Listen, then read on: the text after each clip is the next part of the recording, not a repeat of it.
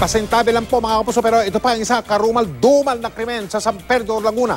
Patay ang isang babae at dalawa niyang anak nang sila'y pagsasakin umano ng mismong padre de pamilya nila.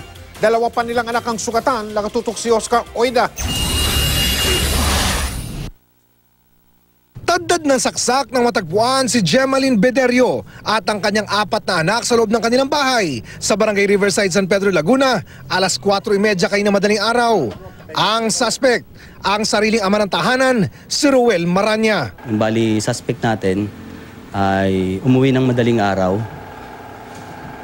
At pagdating sa bahay nila, nagkaroon sila ng pagtatalo. Ang ginawa niya po, kinuha yung kutsilyo, yung kitchen knife, sa kusina nila at inundayan ng saksak yung kanyang asawa.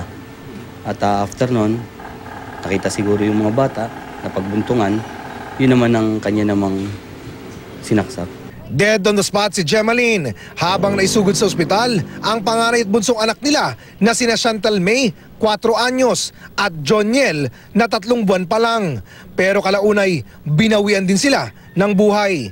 Ang dalawa pang anak na sina John Well, 3 anyos at Jan Jan, 2 anyos, inoobserbahan pa sa ospital. Ayon dun sa nakasaksi dun sa pulis natin na kumuha dun sa bata at may tama nga sa tiyan, yun ang niya, na ano pa naman yung bata, buhay pa naman. Nagsaksak din sa sarili ang suspect pero di napuruhan. Ayon sa unang nakadiskubre sa krimen at ama ng suspect, animoy demonyo raw ang kanyang anak ng kanyang datnan kanina. Tingin ko parang demonyo na eh, lalaki na mata eh. Takbo ako doon sa barangay, walang tao sa barangay. Sinubukan namin kausapin ang suspect para makuna ng pahayag. Pero bigo kami dahil kung ano-ano ang sinasabi niya ng aming kausapin.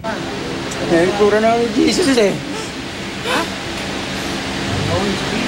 Ang ama naman ng suspect, wala raw nakikitang ibang dahilan kung bakit nagawa ang krimen, kundi ang umunoy pagkalulong nito sa droga. Binubuhusan ko nga ng tubig malamig yun para pag makarecover.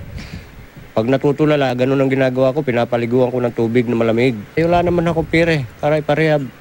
Ayon sa mga taga-lugar, likas daw na tahimik at madalas pa nga ay walang imik ang suspect na si Ruel. Kaya ganun na lang daw ang gulat nila nang mabalitaan nila ang nangyaring krimen. Ang mga pulis naman sa mga sandali ito, abala na raw sa paghahanda ng kasong parricide na isasampa nila laban sa suspect. Oscar Oida, nakatutok, 24 oras.